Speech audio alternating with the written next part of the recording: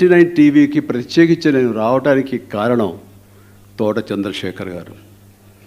ఆయన చాలామందికి తెలుసు, ఇక్కడ చాలా ఎన్నో పేరు ప్రఖ్యాతులు గాంచినటువంటి ఒక ముంబై కార్పొరేషన్ కమిషనర్గా పనిచేసినప్పుడు ఆయన పొందిన అవార్డులు కానివ్వండి, మన్మోహన్ సింగ్ గారి నుంచి ప్రధానమంత్రి అవార్డు దగ్గర నుంచి మహారాష్ట్ర గవర్నమెంట్ నుంచి ఆయన పొందిన అవార్డులు కొన్ని అన్నీ చూస్తుంటే ఆహా అనిపిస్తుంది. ఆయన తన పనికి ఎంతో న్యాయం చేశారని ఎంతో పేరు సంపాదించుకున్నారు. అలాంటి వ్యక్తి నాతోటి రాజకీయ ప్రయాణం కొనసాగిద్దామని నాతో చేతులు కలిపినప్పుడు ఇలాంటి వ్యక్తులతో కదా నేను ప్రయాణం కొనసాగించాలని నేను అనుకుని ఆయనను ఆహ్వానించడం జరిగింది. ఆ రోజు నుంచి నాకు వెన్ను దన్నుగా ఉంటూ, సరే వేరే వేరే పరిస్థితులతోటి ఇంకో రకంగా రాజకీయాలు దూరం అయిపోయినా ఆయన వంతు ఆయన ప్రయత్నం చేస్తూనే ఉన్నారు. కానీ ఇలాంటి వ్యక్తులు కనుక రాజకీయాలకు వస్తే ఆ యొక్క రిజల్టే వేరుగా ఉంటుంది.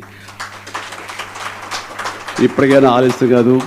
రాజకీయ పరంగా చూస్తే కనుక ఆయన చాలా పిన్న వయస్కుడే, కాబట్టి ఆయనకి మంచి భవిష్యత్తు ఉండాలని ఈ నూతన సంవత్సర సందర్భంగా నేను మనస్ఫూర్తిగా కోరుకుంటూ, ఈ రోజున మరొక వ్యక్తి మీడియా అడ్వైజర్ అండ్ ఎన్నో కమిషనర్గా పనిచేసిన వ్యక్తి, ఆర్టీఐ కమిషనర్గా పనిచేసిన మరి వ్యక్తి మన విజయబాబు గారు. ఆయన మరొక సోదరులు సమానం ఆయన నాకు.